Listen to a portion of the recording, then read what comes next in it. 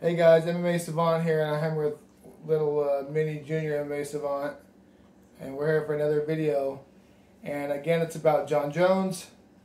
The one thing that people aren't really considering when Jon Jones is asking, I know he's not really asking and hoping to get $50 million for a fight. He's trying to price himself out of a fight, but the UFC cannot do a $100 million fight. It just won't make any sense. And now you might be thinking, like, who said anything about a $100 million fight?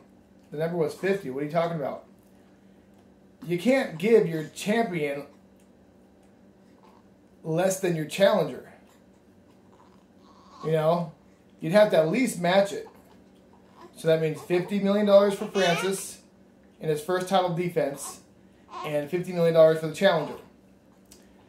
But the challenger, no matter what you think about it, is it doesn't matter what you've done before, right?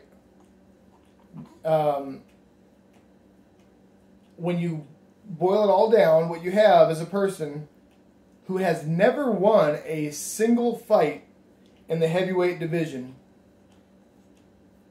with the unmitigated gall to ask for $50 million. Not only has he never won a single fight in the heavyweight division,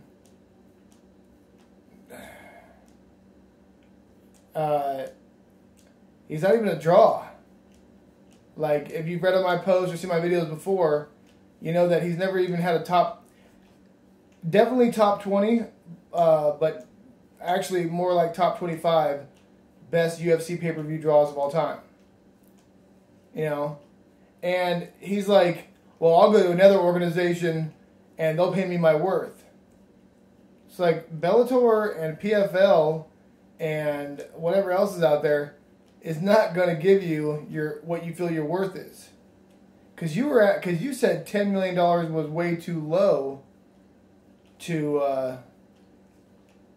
fight Francis. You know?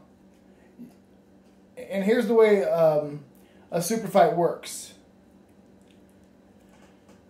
Remember when Anderson Silva fought Dan Henderson? That was a super fight.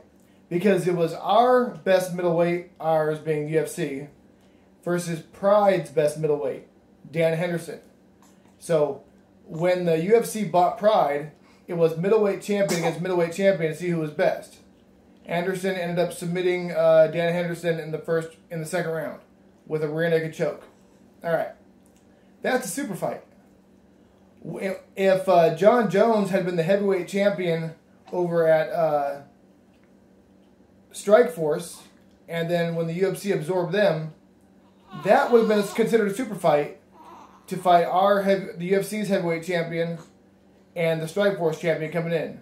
Because if you remember, all the Strikeforce guys that I could think of were pretty successful guys in the UFC. You had Tyron Woodley, who became a champion. You had... Alright. What? Jon Jones is overrated. Sing it, sister. Tell me something I don't know. You had Luke Rockhold. You had Daniel Cormier. You had Fabricio Verdum. You had... I don't know, you had Alistair Overeem, you had, Tim Kennedy, Luke Rockhold, Jacare, all the guys that came over from Strikeforce did very well.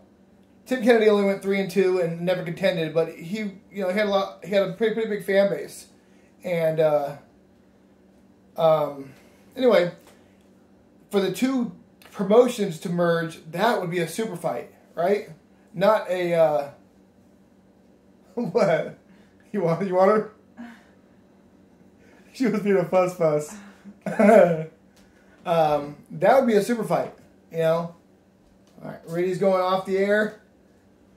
Little mini MMA Savant is gonna go reach. Ready to open a camera. Anyway. That would be a super fight. But in reality, Jon Jones has never won a single fight in the heavyweight division. You know, when it was time to fight Rumble Johnson, he crashed his car and popped for cocaine, all this other nonsense. You know, when it was time to fight Jan, he left the division. When it was time to fight Francis, he's threatening of leaving the promotion and maybe even the sport. If you want to beat Jon Jones, punch him really hard. Because apparently, he don't like getting punched hard. Think about everything the guys I just named have in common. You know? $100 million fight, and that doesn't even pay for the rest of the card. It's not possible unless there's a co-promotion with another, or a merge, and we find out who the best of the best is. Until that happens, there's no possibility of Jon Jones even sniffing 50. Jon Jones ain't worth $10 million. You know? He's just not. He doesn't finish guys.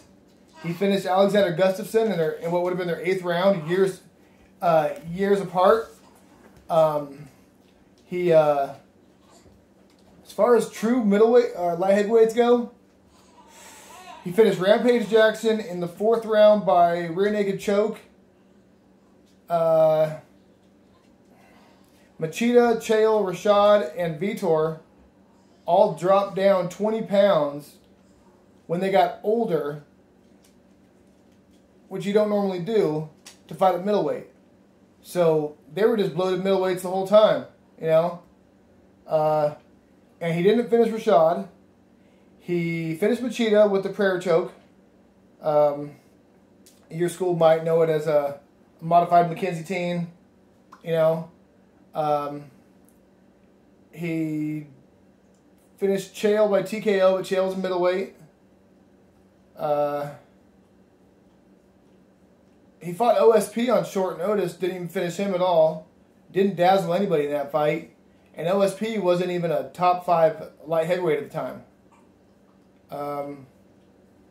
Injured Glover with that shoulder pop, still couldn't finish him, you know.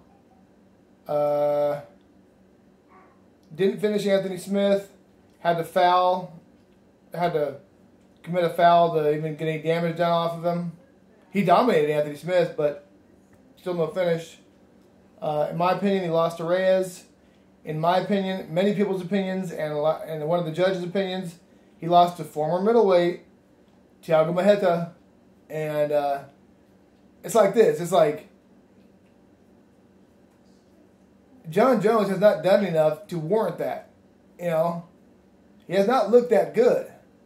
Like, I'm not even really a Khabib fan. Like, I am out of respect. But if you had a friend, right? Okay, if you and a buddy were telling your friend who had never seen mixed martial arts, and you told him or her the basic rules of it, and one guy was going, oh my God, you got to see this guy, Jon Jones. We're going to watch his last 3 fights. And the other friend's going, oh, no, you got to see this Russian kid, Khabib Nurmagomedov. And you watch his last 3 fights. Justin Gaethje finished him with a leg triangle choke. Khabib doesn't even do, like, that's a Brazilian Jiu-Jitsu move. That's not even his specialty. Finished Conor McGregor. Finished with a RNC in, I believe, their 4th round. It might have been a neck crank. I think it's a neck crank. And he finished Dustin Poirier. That's a great run. Oh, and he's 29-0, by the way. Where you look at Jon Jones' last 3 fights, and they were a questionable decision over Dominic Reyes, which a lot of media people said they had the other guy, Dominic Reyes, winning. A questionable decision over Thiago Marreta. So when I say Thiago Marreta and Thiago Santos are the same person, it's just Thiago Sledgehammer is how you say his name, because that's what Marreta translates from in Portuguese. So whenever you hear anybody say that, it's the same person, Thiago Sledgehammer. And before that, it would have been Anthony Smith, I believe. And then while it was domination, for some reason it wasn't that impressive, and I'm an Anthony Smith fan. So, $50 million, nice way to price yourself out of a fight. This is the MMA Savant, and thanks for watching. My adorable little co-host started being a little fussy britches, so she had to go back to her dressing room. And, you know, divas are so hard to deal with. You know how it is. Okay, MMA Savant, guys. And I'm out.